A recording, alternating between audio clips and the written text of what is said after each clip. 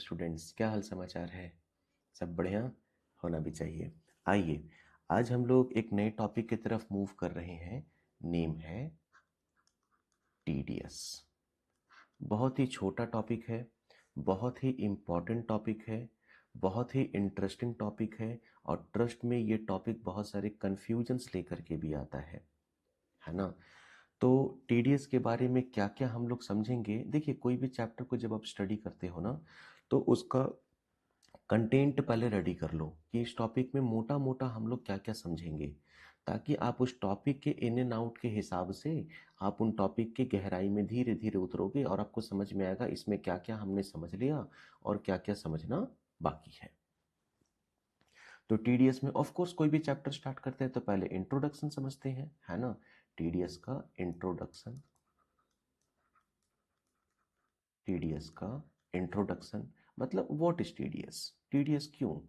अच्छा, इसको अगर मैं थोड़ा सा और प्रिसाइजली लिखने की कोशिश करूं तो मैं लिखता हूं what is TDS and why TDS. क्यों है, क्यों मतलब टीडीएस की जरूरत क्यों है, ठीक है।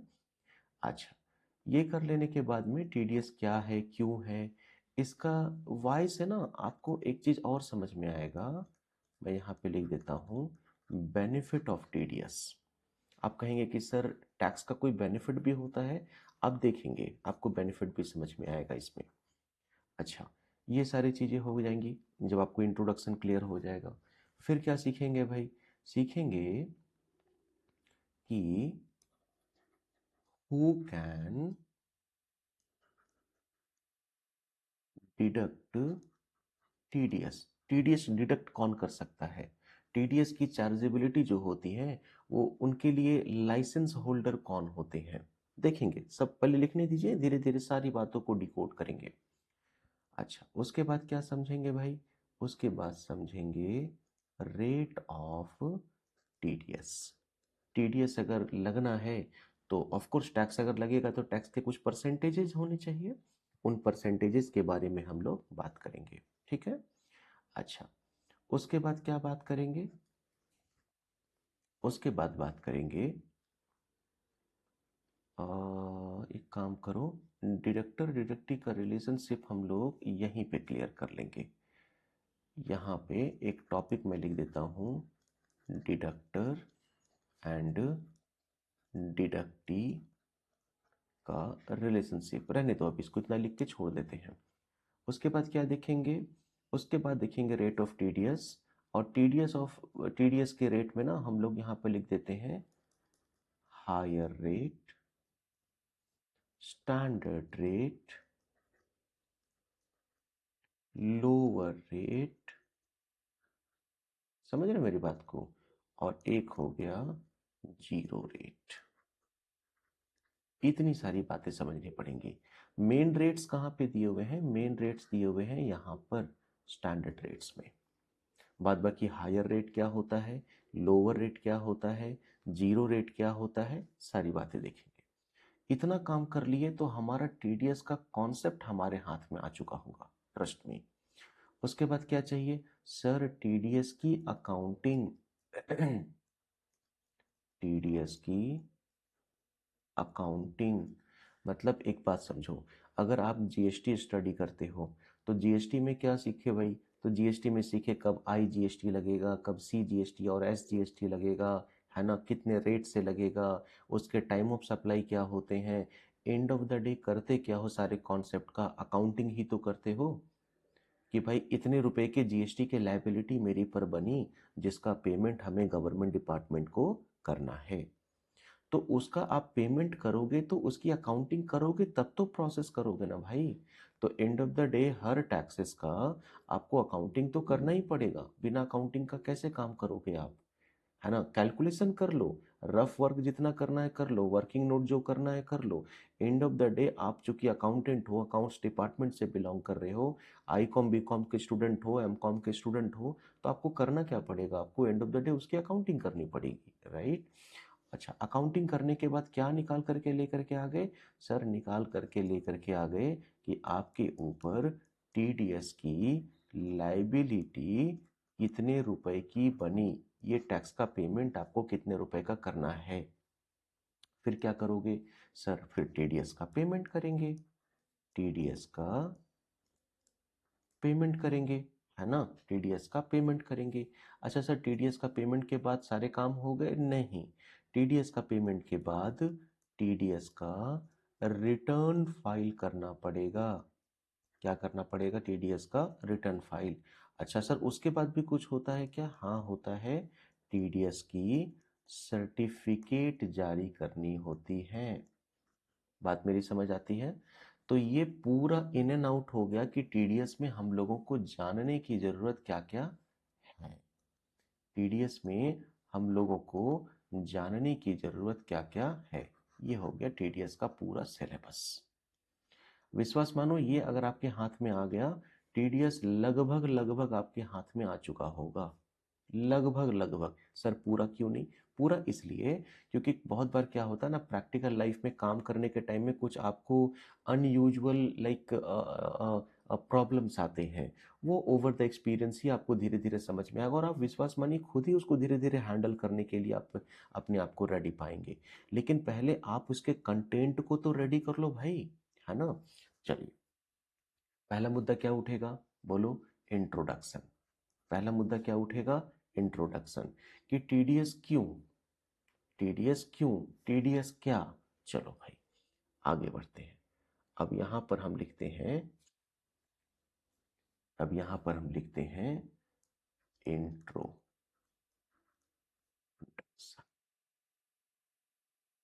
है ना। Introduction. TDS is a part of income tax. Sir ये इनकम पर लगने वाला टैक्स है? हाँ भाई, ये इनकम पर लगने वाला टैक्स है। सर यहीं से तो कंफ्यूजन स्टार्ट हो गया।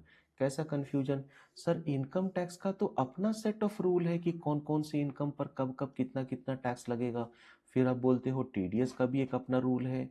सर आप बता रहे हो कि टीडीएस का अपना रेट ऑफ टैक्सेस भी है, और इनकम टैक्स का तो रेट ऑफ टैक्सेस हमने पढ़ रखा है। तो ये कॉन्फ्लिक्ट क्रिएट नहीं करेगा? नहीं करेगा।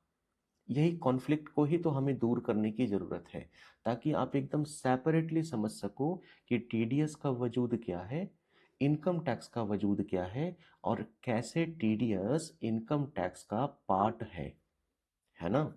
तो सबसे पहला एक बात तो हमारा दिमाग में एक एक पिक्चर सेट हो चुका है कि TDS is the part of income tax.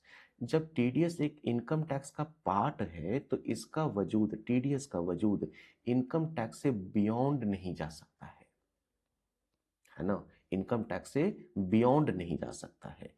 अब आप कहोगे सर इसकी जरूरत क्यों पड़ी? अभी हमने कोई फुल फॉर्म नहीं, कहीं उसका मैकेनिज्म टीडीएस का कुछ नहीं बताया हमने। हम थोड़ा एक माहौल क्रिएट करने जा रहे हैं, ताकि आपको ये बात समझ में आ जाए कि टीडीएस बनाने की जरूरत पड़ी ही क्यों, है ना। फिर हम लोग बात करेंगे टीडीएस के बारे में कि उसका क्या मैकेनिज्म है, उस पर एप्लीकेशंस चीजें कैसे होती हैं, एटसेट्रा एटसेट्रा।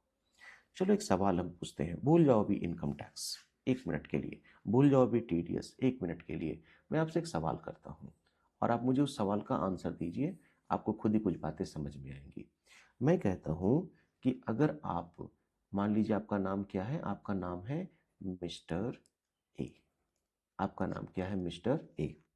आपको मैं ऑफर करता हूं कि आप मेरे कंपनी में आओ, और आपको मैं सैलरी देता हूं, मान लीजिए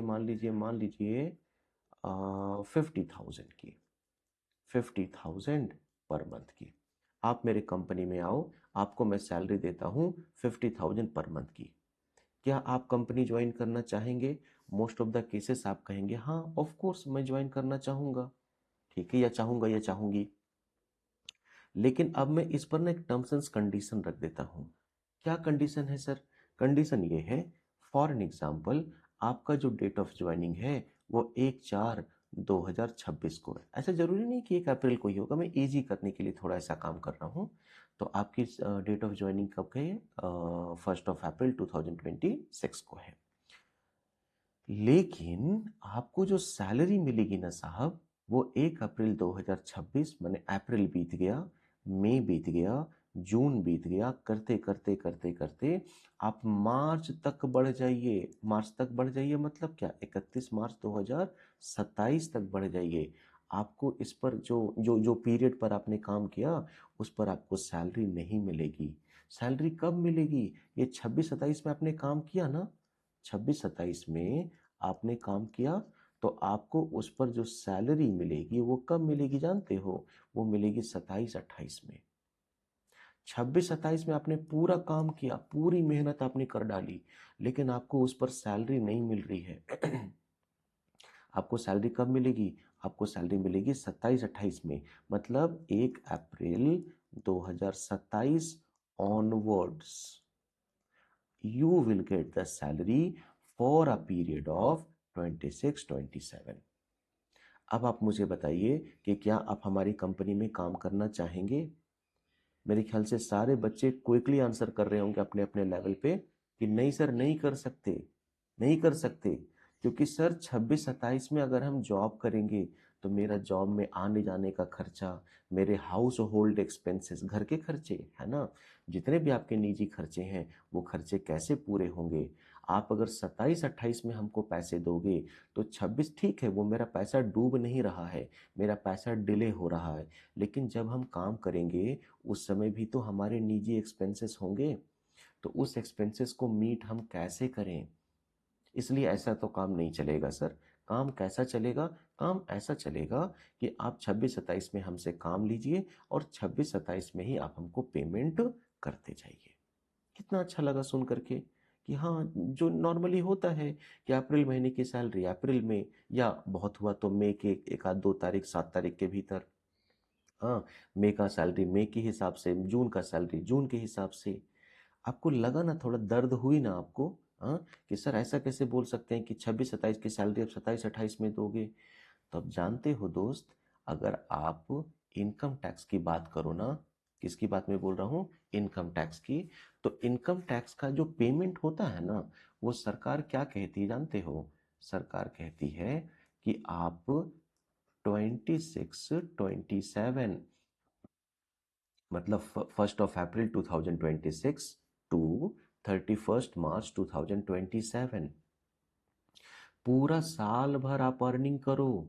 पूरी साल मतलब पूरी साल आप अर्निंग करते रहो, करते रहो, करते रहो, और उसका पेमेंट, उस इनकम पर का पेमेंट जो है, वो पेमेंट आप मुझे कब करो, 27-28। आप ऐसे पेमेंट करते हो। आप 1 अप्रैल 2026 से 1 अप्रैल 2026 से 31 मार्च 2027 तक में जो भी अर्निंग करते हो, you will pay the amount of income tax in the year 27-28। तो आपको नहीं समझ में आ रहा है दोस्त कि अगर आप इस तरीके से 1 साल डिले पेमेंट गवर्नमेंट को करोगे तो गवर्नमेंट का भी तो फंड कहीं ना कहीं डिले आ रहा है। गवर्नमेंट को 26-27 में जो खर्चे लाइक करने हैं उनके लिए 26-27 में ही उनको रेवेन्यू की जरूरत है। मेरी बात समझ आ रही है। तो कहीं ना कहीं गवर्नमेंट भी चाहती है कि भाई 26-27 का कमाई जब आप कर रहे हो उस पर मुझे भी 26-27 में ही इनकम का थोड़ा पोर्शन मिलता रहे। मतलब टैक्स के पॉइंट ऑफ व्यू से मैं बोल रहा हूँ कि उस पर जो टैक्सेस बनते हैं वो टैक्स का पेमेंट 26-27 में ही होता रहे। 27-28 में हर चीज को डिले करने से कोई फायदा नहीं। तो मैंने क्या बोला, एक लाइन में रिपीट कर रहा हूँ। आप 26-27 में इनकम अर्न कर रहे हो, हाँ सर, आप उसका पेमेंट इनकम टैक्स का कब करते हो, 27-28 को, एकदम क्लियर है। लेकिन सरकार ने कुछ मैकेनिज्म बना रखे हैं, सरकार ने कुछ मैकेनिज्म बना रखे हैं। उस मैकेनिज्म के तहत, उस मैकेनिज्म के अकॉर्डिंग अगर आप उस मैकेनिज्म में फॉल करते हैं, आप अगर उस मैकेनिज्म में कवर्ड होते हैं, then you will be liable to pay tax of the income of 26-27 in the year of 26-27 only. अगर आप उस मैकेनिज्म में फॉल करते हैं तो आपको 26-27 के इनकम पर का जो टैक्स है वो 26-27 में ही देने की आवश्यकता होगी, ताकि सरकार को भी 1 साल फंड, जो इनकम टैक्स उनके लिए तो फंड ही हुआ ना, तो सरकार को जो 26-27 का जो फंड है वो 1 साल डिले ना मिले, 1 साल डिले ना मिले। तो सर कौन कौन सा मैकेनिज्म सरकार ने बना रखा है समय पर पैसा कलेक्ट करने का? एक मैकेनिज्म बना रखा है टीडीएस, एक मैकेनिज्म बना रखा है टीसीएस, और एक मैकेनिज्म बना रखा है एडवांस टैक्सेस का। बात समझ में आती है? उसमें से आज एक मुद्दा हम लोग को जो कवर करना है that is what? TDS. That is what? TDS, है ना? तो सर टीडीएस एक तरीके का पेमेंट ऑफ इनकम टैक्स हुआ, है ना, जो कि जिस साल कमाई हो रही है उस साल ही थोड़ा पोर्शन सरकार तक वो टैक्स का हिस्सा पहुंच जाता है। लेकिन ध्यान रखना बाबू, अगर मैं कहता हूं, मैं बहुत मतलब बेहतरीन लाइन कहने जा रहा हूं, इसको अगर आप समझ पाएंगे तो आगे आपको समझने में चीजें बहुत आसान हो जाएंगी। कैसी बात सर? देखो, अभी अगर एक पल के लिए भूल जाओ कि 26-27 में कितना अमाउंट ऑफ टीडीएस, कितना अमाउंट ऑफ टीसीएस, कितना amount of income advance tax का पेमेंट आपको करना है। आप ये मान करके चलो कि 26-27 में टोटल इनकम हमने कर लिया, हाँ सर, उसका पेमेंट हमने 27-28 में करना है। सर टोटल इनकम टैक्स कितना रुपया आया? फॉर एन एग्जाम्पल, आपको 1 लाख रुपए का इनकम टैक्स का पेमेंट सरकार को करना है। 26-27 के इनकम पर जो आपने इनकम टैक्स कैलकुलेट किया, 27-28 में वो अमाउंट कितना निकल करके आ रहा है? मान लीजिए 1 लाख रुपए। बात मेरी समझ आती है? तो इसका पेमेंट कब करोगे आप? 27-28 में, ठीक बात है। लेकिन आपने ना चेक किया, अच्छा ये बताओ 26-27 में, ध्यान से मेरी बात सुनिएगा, 26-27 में क्या मैंने कोई, या क्या मेरे नाम से कोई टीडीएस का पेमेंट हो रखा है क्या? क्योंकि आप देखोगे ना भाई, 27-28 में टोटल इनकम टैक्स अगर आपका 1 लाख का आ रहा है, हो सकता है कि आपके नाम से कुछ एडवांस में टैक्सेस ऑलरेडी पे हो चुके होंगे।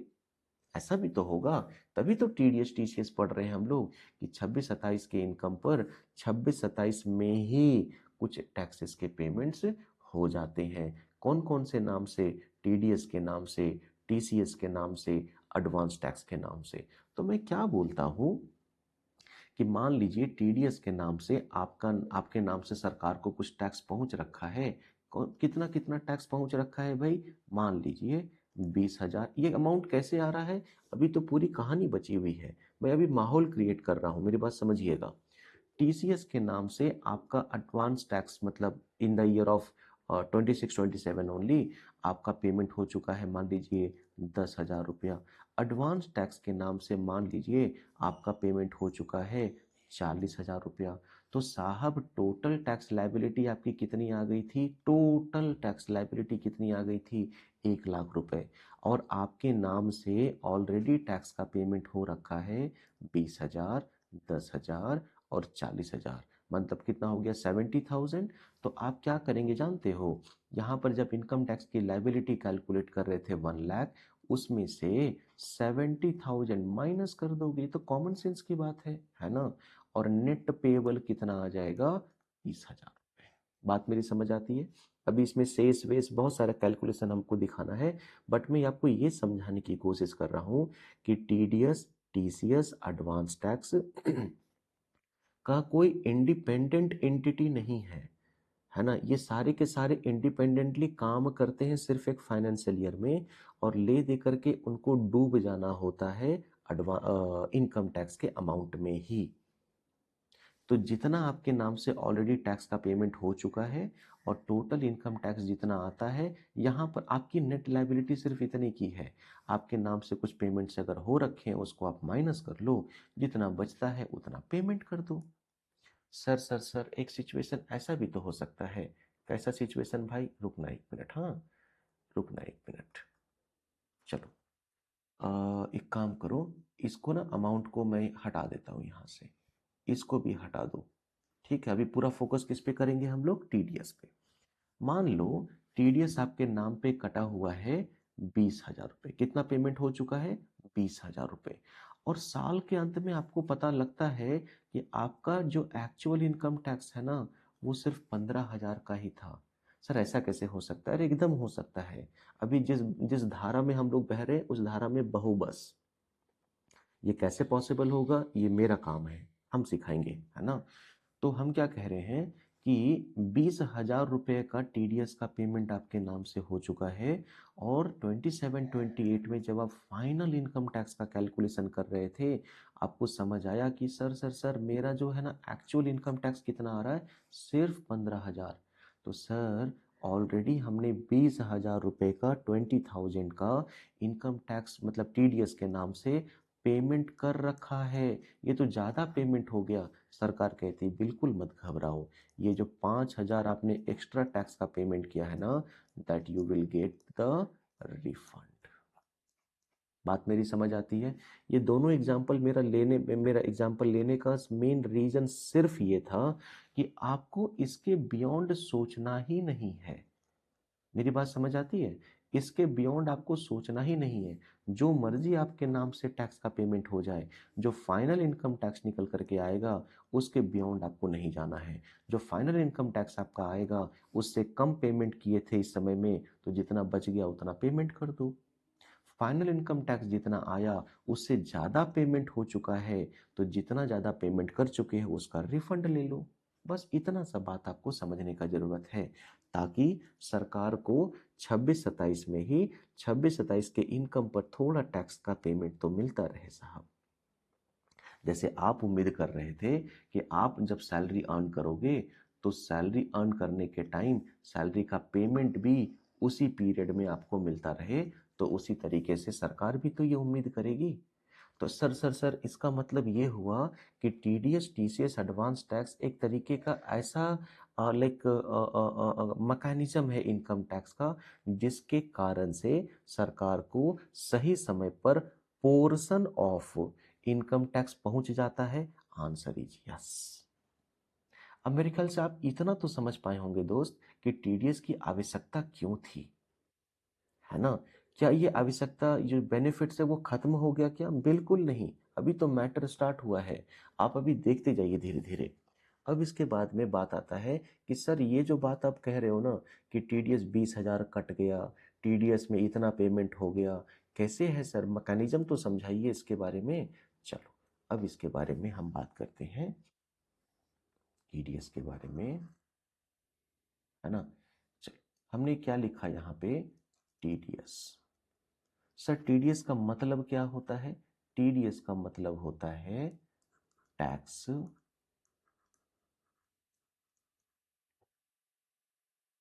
Deduction at source. कुछ किताबों में ना बाबू यहाँ पे आप डिडक्शन की जगह में डिडक्टेड वर्ड देखेंगे। कुछ किताबों में क्या देखेंगे? Tax deducted at source. अब है क्या, आपको इतना ही फुल फॉर्म बोलना है, लेकिन मैं आगे कुछ बात लिखता हूं और इसको मन ही मन रखेंगे। बोलेंगे नहीं इंटरव्यू में, बोलेंगे नहीं एग्जाम में, आप सिर्फ क्या बोलेंगे? इसका full form tax deduction at source. लेकिन आगे मैं एक लाइन जोड़ देता हूं। क्या लाइन जोड़ देता हूं भाई? Tax deduction at source of income, है ना। Tax deduction at source of income. मतलब सर क्या कहने की कोशिश कर रहे हो? समझो मेरी बात। आप अगर बात करो टीडीएस में एक है एम्प्लॉयर, एक है एम्प्लॉई। ठीक है, बहुत कॉमन एग्जांपल हम ले रहे हैं। तो अब मुझे बताओ इनकम किसके लिए हुआ? एम्प्लॉयर के लिए कि एम्प्लॉई के लिए? सर एम्प्लॉई के लिए ना, सैलरी वो अर्न करेगा, तो अर्निंग किसके लिए हो गई? एम्प्लॉय के लिए। एम्प्लॉयर के लिए क्या होगा भाई? एम्प्लॉयर के लिए खर्चा होगा, है ना। चलो अगर एम्प्लॉयर के पास अगर एम्प्लॉयर के पास टैक्स डिडक्ट करने का, देखो लिखा हुआ है tax deduction at source, tax deduct करने का लाइसेंस है, टीडीएस डिडक्ट करने का लाइसेंस है, तो एम्प्लॉयर क्या करेगा जानते हो? जब एम्प्लॉय को सैलरी देगा ना, मान लीजिए एम्प्लॉयर को सैलरी मतलब एम्प्लॉयर अपने एम्प्लॉय को सैलरी दे रहा है, कितना ले ले, मान लीजिए 1.5 लाख रुपया पर मंथ ले लेता हूं मैं। 1.5 लाख पर मंथ। तो जब एम्प्लॉयर अपने एम्प्लॉय को सैलरी देगा तो एम्प्लॉयर उस अर्निंग में से माने यहां में से कुछ अमाउंट ऑफ टैक्स काट करके रख लेगा। मैं अभी एग्जैक्ट अमाउंट नहीं लिख रहा हूं, मैं फॉर एन एग्जाम्पल लिखता हूं। इसमें से मान लीजिए 10,000 रुपया टैक्स बोल करके काट करके रख लिया और 1,40,000 रुपया ये एम्प्लॉय के खाते में डिपॉजिट करा दिया। तो पूरी कहानी से क्या समझ में आई कि एम्प्लॉयर जब भी एम्प्लॉय को उसके इनकम का पेमेंट करता है तो उसके सोर्स में से ही, जहां से वो इनकम अराइज हो रहा है, उसके सोर्स में से ही कुछ अमाउंट ऑफ टैक्स काट करके रख लिया। That is called what? TDS. यहाँ पे देखो क्या लिखा हुआ है, टैक्स डिडक्टेड या deduction at source. Source of what? Source of income, है ना। तो जहां पे सोर्स ऑफ इनकम है, कहां से सोर्स ऑफ इनकम है? अरे यहां से सोर्स ऑफ इनकम आ रहा है ना। तो उस सोर्स ऑफ इनकम में कुछ अमाउंट ऑफ टैक्स काट करके रख लिया जाएगा। That is called TDS. और जो बचा खुचा वो अमाउंट है वो किसके हाथ में चला जाएगा? एम्प्लॉय के हाथ में। यहां तक बातें समझ में आती है? चलो एक मिनट रुकना। ठीक है, यहां तक बातें समझ में आती है? हाँ सर। अब आपको एक एक एक बात मन में आ रहा होगा, सर ये जो टैक्स काटा इसका मतलब क्या लॉजिक है, क्यों काटा, है ना। और टीडीएस का अगर पेमेंट करना ही था, जैसे आपने सिखाया कि गवर्नमेंट डिपार्टमेंट को सही समय पर सही अमाउंट ऑफ टैक्स मिलना चाहिए, तो why not employ is paying the tax to the government authority. बात मेरी समझ में आ रही है? एम्प्लॉयर ने क्यों काट रखा है टीडीएस, देखते हैं, थोड़ा सा और आगे बढ़ने तो धीरे धीरे।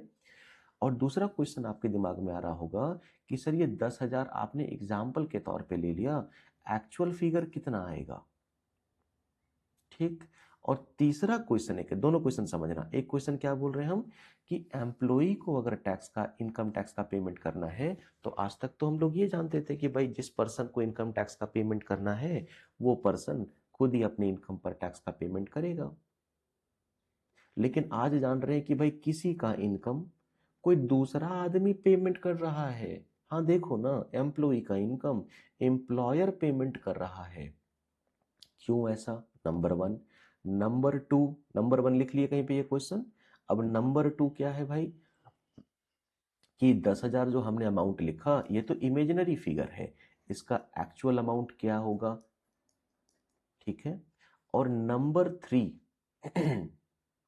नंबर थ्री नहीं, नंबर थ्री अभी रहने दो, पहले इतनी बात कर लेते हैं, या चलो बोल ही देते, क्वेश्चन एटलीस्ट लिख लो, फिर धीरे धीरे बात करेंगे कि सर इससे लाइक अगर एम्प्लॉयर टैक्स का पेमेंट कर दे रहा है एम्प्लॉय के बिहाफ में, तो एम्प्लॉय को के लिए इसका फायदा क्या हुआ? क्यों ऐसा मैकेनिज्म उल्टा तरफ से बनाया गया? एम्प्लॉय को इसका बेनिफिट क्या मिल रहा है? ये तीन क्वेश्चन हम कह रहे हैं। ये तीनों क्वेश्चन को धीरे धीरे समझेंगे, इंट्रोडक्शन अपने आप कंप्लीट हो चुका होगा। तो मैं इस कहानी को पूरे हर हर हर एक कंपोनेंट थी, तीन कंपोनेंट हमने कहा ना, ये तीनों कंपोनेंट को समझाने के लिए मैं फिर एक कहानी फ्रेम करता हूं और आपको मैं समझाने की कोशिश करता हूं कि इनके पीछे के रीजंस क्या थे। बात मेरी समझ आती है? चलो अब अगर मैं आपसे ये कहूं कि चलो 1.5 लाख का ही इनकम पर ले लेते हैं, है ना, 1.5 लाख के इनकम पर ही ले लेते हैं। अब सोचो बाबू, अगर 1.5 लाख रुपए का इनकम ये एम्प्लॉय के हाथ में सीधे सीधे आता, 1.5 लाख रुपए का महीने का income, 1.5 lakh like amount of income, amount of salary, if employ will receive all the amount, the entire amount, तो एम्प्लॉय को अपने इनकम पर इनकम टैक्स का पेमेंट करना होता। भूल जाओ अभी एक मिनट के लिए टीडीएस नाम का कोई चीज होता है, एकदम से भूल जाओ। और सोचो एम्प्लॉय अगर कैलकुलेट कर रहा होता तो क्या कर रहा होता।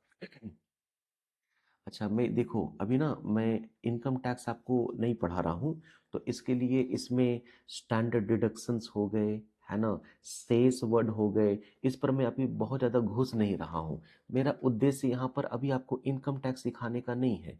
मेरा उद्देश्य अभी आपको ये सिखाने का है कि एम्प्लॉय का जो इनकम पर टीडीएस कट रहा है उस पर एम्प्लॉयर टीडीएस क्यों काट रहा है, और एम्प्लॉय को उस टीडीएस से बेनिफिट क्या क्या मिल रहा है, और अमाउंट ऑफ टीडीएस होना कितना चाहिए। मैं ऊपर ऊपर अभी बात कर रहा हूँ, ठीक है, मेरी बात को समझिएगा। जब भी इनकम टैक्स बात करेंगे तो स्टैंडर्ड डिडक्शंस वगैरह को लेते हुए बात करेंगे, और अगर नहीं तो फिर देख भी सकते हो, कोई बहुत बड़ा लॉजिक नहीं है। देखो थोड़ा सा समझना, तो फिर जब एम्प्लॉय अपने इनकम का इनकम टैक्स का कैलकुलेशन करेगा ना, तो अभी आपको मालूम है कि नए रूल के हिसाब से 0 से 4 लाख रुपया तक 0% ऑफ इनकम टैक्स, 4 लाख 1 रुपया से, मैं सीधे 4 लाख लिख दे रहा हूं लेकिन समझना ना, 4 लाख 1 रुपया से 8 लाख रुपया तक में 5% का इनकम टैक्स, 8 लाख रुपया से 12 लाख रुपया तक में 10% का इनकम टैक्स, 12 लाख रुपया से 16 लाख रुपया तक में 15% का इनकम टैक्स, 16 लाख रुपया से 20 लाख रुपये, एक मिनट रुको, चलो 20 लाख रुपया तक में 20% का इनकम टैक्स। ऐसे ही तो निकालते हो। चलो, तो अब हमारा इनकम कितना है भाई साल भर का? अगर 1.5 लाख रुपए का महीने का इनकम है तो साल भर में 18 लाख रुपए की इनकम हो गई, है ना? तो पहला 4 लाख, 18 लाख को तोड़ो ना, कैसे कैसे जाएगा? ऐसे मैं काम करूं, मैं यहां से ऐसे खींच दूं अगर, ठीक, तो पहला पड़ाव कहाँ पे? 4 लाख, दूसरा पड़ाव कहाँ पे? 8 लाख, तीसरा पड़ाव कहाँ पे? 12 लाख, चौथा पड़ाव कहाँ पे? 16 लाख, और पांचवा पड़ाव होना चाहिए 20 लाख। हम वहां तक थोड़ी पहुंचे हैं, हम तो पहुंचे सिर्फ यहाँ पर 18 लाख। तो इस पर्टिकुलर पोर्शन ऑफ इनकम में मैं यहाँ लिख देता हूँ, रुको 1 मिनट, 1 मिनट का समय दो, मैं यहाँ पे लिख देता हूँ, इस वाले पड़ाव में कितना परसेंट टैक्स? 0%। यहाँ पे कितना सर? 5%। यहाँ पे कितना? ओहो 10%। यहाँ पे कितना? 15%। यहाँ पे कितना? 20%। और इसके ऊपर तभी गए नहीं हम लोग, है ना? तो अब सोचो यहाँ से यहाँ तक की दूरी कितनी हुई सर? 4 लाख। 4 लाख का ही तो सफर तय हुआ, 0 से 4 लाख। अच्छा, 4 लाख 60 लाख में कितनी सफर तय हुई सर? 4 लाख। 8 लाख से 12 लाख में कितनी सफर तय हुई सर? 4 लाख। 12 लाख से 16 लाख में कितनी सफर तय हुई सर? 4 लाख। 16 लाख से 18 लाख में कितनी सफर तय हुई? 2 लाख।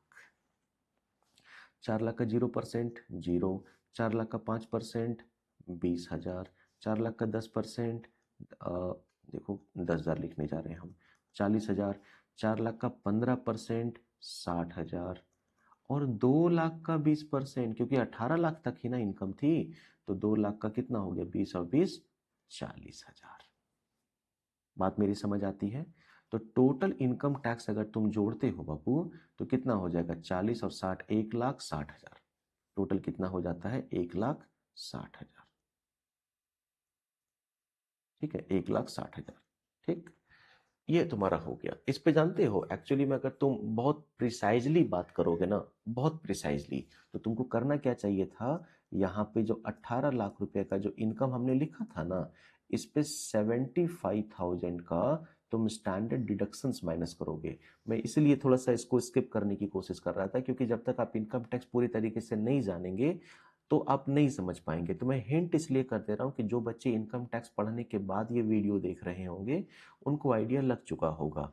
तो आप क्या करेंगे? स्टैंडर्ड डिडक्शंस को यहाँ पर माइनस करेंगे 75,000 रुपए, और एक्चुअल अमाउंट कितना आ जाएगा बोलो तो? 17,25,000 रुपए। तो जो हम लोग 18 लाख तक में टैक्स निकाले थे ना, वो तुम कहाँ करोगे? 16 लाख से कहाँ तक बढ़ोगे? 2 लाख नहीं बढ़ोगे, 1,25,000 तक ही बढ़ोगे।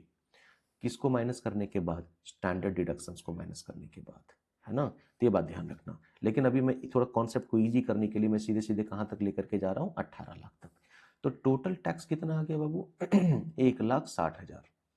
और तो और तो और इस पे आपको जानते हो, जो इनकम टैक्स आपका बनेगा ना, उस पे आपको 4% का सेस भी देना होता है।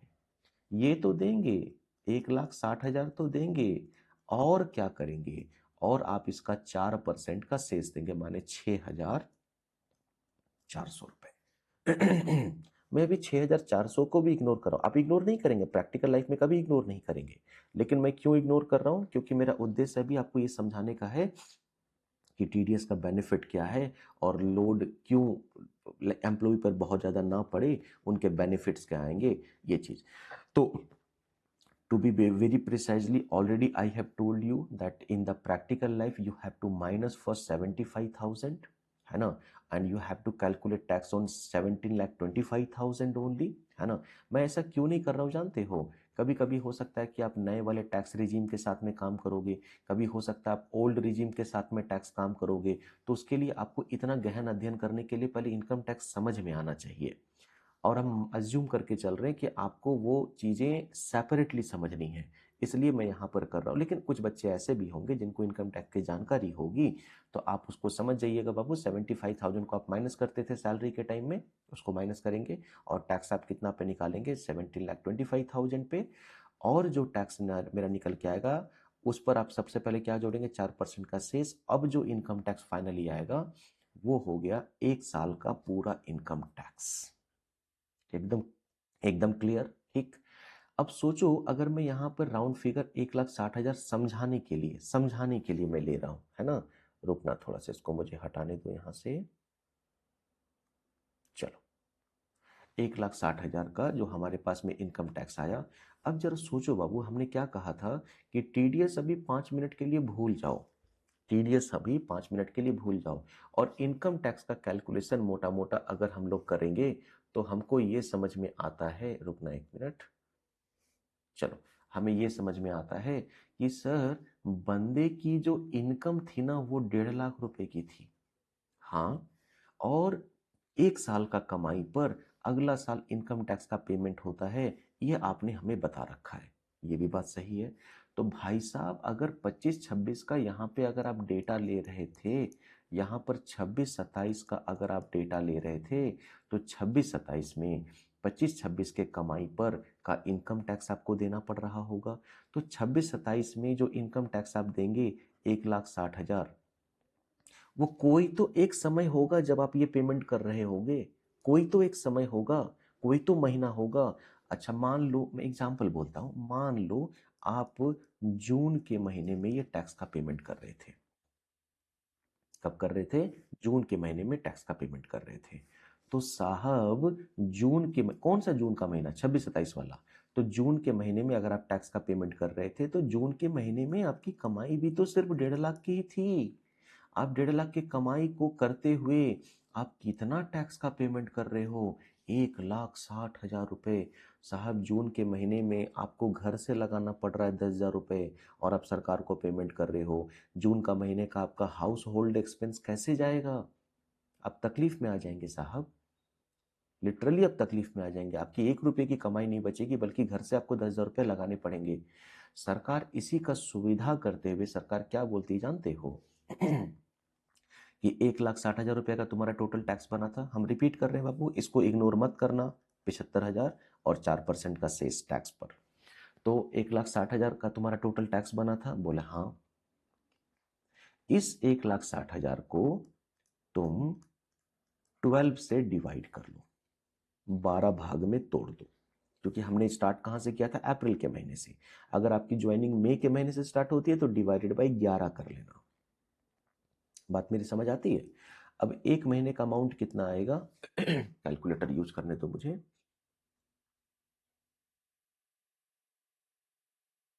1,60,000 डिवाइडेड बाई 12, 13 लाख, सॉरी 13,333 रुपए अराउंड, 13,333 रुपए।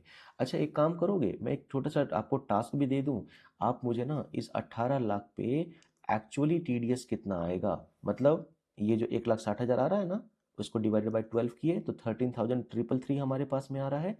लेकिन हमने आपको एक पार्ट पढ़ाया क्या कि इस 18 लाख में सबसे पहले क्या माइनस करोगे? 75,000, और उसके बाद जो इनकम टैक्स निकल करके आएगा ऑन 17,25,000 पे, जो भी अमाउंट ऑफ टैक्स आएगा उस पर आपको 4% का सेस भी जोड़ना है, तो वो हो जाएगा पूरा इनकम टैक्स। और उसको आप डिवाइड करेंगे 12 से, और अमाउंट ऑफ टीडीएस आपका एक्चुअल वाला आएगा। तो मैं आपसे उम्मीद करूं कि आप ये अमाउंट मुझे कमेंट सेक्शन में बताओगे, जरूर एक बार बताना, ताकि मैं भी आपसे समझ पाऊं कि आप सच में ये कैलकुलेट खुद से कर पा रहे हो कि नहीं कर पा रहे हो। क्लियर है सभी को? चलो, तो 13,333, ऑफकोर्स 13,333 माइनस होगा, लेकिन क्या मैं अभी इजी कैलकुलेशन करने के लिए थोड़ा इजी करने के लिए यहाँ पर 13,000 रुपया लिख दूं क्या? थोड़ा काम आसान हो जाएगा साहब, समझना, मेरी बात समझ रहे हो? ऐसा हम नहीं कर रहे कि आप प्रैक्टिकल लाइफ में ऐसा राउंड ऑफ कर सकते हो, बिल्कुल नहीं। आपका 13,333 टीडीएस कटेगा, मतलब 13,333 कटेगा। There is no doubt on that, है ना? तो चूंकि अभी हम लोग थोड़ा लाइक समझने की कोशिश कर रहे हैं बात को, तो थोड़ा काम को आसान कर लेते हैं। तब सोचो 1.5 लाख रुपए की जो सैलरी थी, उसमें से जानते हो क्या हो जाता? अगर मैं इसको 12 से डिवाइड कर लूं और मैं एक मैकेनिज्म आपको बोलूं कि 15 में बोल रहा हूँ, सॉरी, 1.5 लाख रुपए की जो इनकम थी, उसमें से 13,000 एक्चुअली कितना कटेगा? 13,333। तो 13,000 रुपये का टीडीएस काट दो और एम्प्लॉय को पेमेंट ही करो सिर्फ 1,37,000 की। अब क्या होगा जानते हो? अगर ऐसा कुछ मैकेनिज्म बन पाए तो एम्प्लॉय को हाथ में कितना मिलेगा? एम्प्लॉय को हाथ में मिलेगा 1,37,000 रुपये सिर्फ। और उसके नाम से एम्प्लॉयर हर महीना 13,000 रुपये का पेमेंट सरकार को करता जाएगा, मतलब 13,333 रुपये का जो भी बचेगा अमाउंट वहां पे। तो जानते हो इससे बेनिफिट क्या होगा? इससे बेनिफिट ये होगा कि एम्प्लॉय अपना जो हाउस होल्ड एक्सपेंस है ना, वो 1,37,000 रुपये के हिसाब से मेंटेन, भाई थोड़ा कम कमाएंगे, थोड़ा कम खर्चा करेंगे, सिंपल सी बात है। लेकिन एटलीस्ट इसको एक मुश्त एक बहुत बड़ा अमाउंट पेमेंट करने का झंझट तो नहीं ना रहेगा भाई। मेरी बात समझ आ रही है? तो इसलिए टीडीएस का सही समय पर पेमेंट होना, सॉरी मेरा मिस्टेक, इनकम टैक्स का टीडीएस के माध्यम से सही समय पर पेमेंट होना, ये गवर्नमेंट के लिए तो अच्छा है ही है। ये गवर्नमेंट के लिए तो अच्छा है ही है, जो इनकम होल्डर है ना, उनके लिए भी बहुत अच्छा है। तो आपको भी मोटा मोटा दो बात समझ में आ गया होगा। नंबर वन, कि एम्प्लॉय का इनकम पर एम्प्लॉयर टैक्स का पेमेंट कैसे कर रहा है, क्योंकि टैक्स काट के वो रख रहा है, उसके हाथ से पेमेंट हो जा रहा है। दूसरा, एक्चुअल अमाउंट ऑफ टीडीएस आता कैसे है। लेकिन जानते हो एक्चुअल अमाउंट ऑफ जो टीडीएस है ना, इस पर अभी हम लोग बहुत थोड़ा बात किए हैं। हम लोग कौन से इनकम की बात किए हैं? सैलरी इनकम पर। ऐसे बहुत सारे भी इनकम देखने हैं, इंटरेस्ट का इनकम है, fee for professional and technical services है, पेमेंट टू कॉन्ट्रैक्टर है, रेंटल इनकम है, इंटरेस्ट का इनकम है, लाइक आपका purchase of any immovable property पर लाइक टैक्सेस है। बहुत सारे ऐसे अलग अलग आपको फील्ड ऑफ इनकम दिखेंगे जहां पर आपको टीडीएस की रिस्पॉन्सिबिलिटी समझ में आएगी। अभी हमने इंट्रोडक्शन क्रिएट कर लिया, बस आपको एक पॉइंट अभी भी समझ में नहीं आ रहा होगा कि सर एम्प्लॉयर जो पेमेंट कर रहा है, देखो एम्प्लॉय टीडीएस काट के पेमेंट किया, सरकार को फायदा हो गया, सही समय पर टैक्स मिल गया, है ना? एम्प्लॉय का भी टैक्स बर्डन थोड़ा शिफ्ट हो गया। लेकिन ये मुद्दा जो उठा ना कि एम्प्लॉयर पेमेंट कर रहा है, उसका कुछ और भी इम्पैक्ट अब मैं अभी मैं मुझे आपको समझाने का जरूरत है कि एम्प्लॉयर ही काट करके क्यों पेमेंट कर रहा है। ऐसा क्यों नहीं हो रहा है कि एम्प्लॉय को जिम्मा दे दिया जाए कि भाई देखो तुम्हारा 1,50 का इनकम था, उसमें 13,000 रुपये का इनकम पर माने 13,000 रुपये का जो इनकम टैक्स है, टीडीएस है, वो तुम हर महीना पेमेंट करते जाओ। एम्प्लॉय को जिम्मा क्यों नहीं दिया गया, एम्प्लॉयर को जिम्मा क्यों दिया गया? ये छोटा सा बात हमको समझना है। वो तो ठीक है कि टैक्स डिडक्टेड एट सोर्स से समझ में आ रहा है कि इसको काट करके पेमेंट करना है, लेकिन क्यों? ये लॉजिक हमको आपको समझाना है। तो अगर अभी तक हम बात आपको पूरी तरीके से रिकैप करके समझाएं, तो सबसे पहले हमने क्या बताया आपको कि टीडीएस इनकम टैक्स का एक पार्ट है, बता दिया हमने, है ना? जो कि आप सही समय पर टैक्स का थोड़ा थोड़ा पेमेंट सरकार को करते जाएं, इसके लिए सरकार ने 3 मैकेनिज्म बना रखी हैं, टीडीएस, टीसीएस, एडवांस टैक्स। लेकिन इतना इतने इतने इतने माध्यम से आप जो भी टैक्स का पेमेंट करेंगे, एंड ऑफ द डे आपको चेक करना है कि फाइनल इनकम टैक्स आपका कितना आया था। अगर आपने फाइनल इनकम टैक्स देखा लेट से 50,000 और टीडीएस के नाम पे फॉर एन एग्जाम्पल आपका 20,000 रुपया डिडक्ट हो चुका है ना? जो भी पेयर था वो आपको पेमेंट कर चुका है, तो उस हिसाब से आपको रेस्ट 30,000 का पेमेंट करना पड़ेगा। ज़्यादा टीडीएस कट चुका है, एक्स्ट्रा पैसा आपको रिफंड मिलेगा।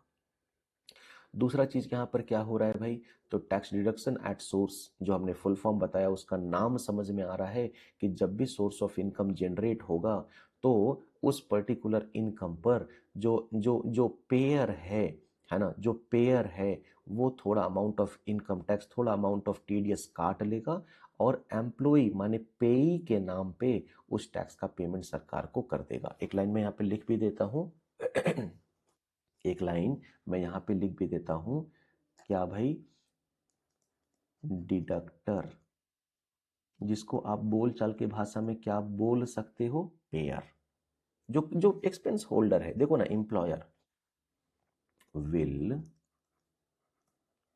डिडक्ट टीडीएस, है ना, and pay to the government by the name of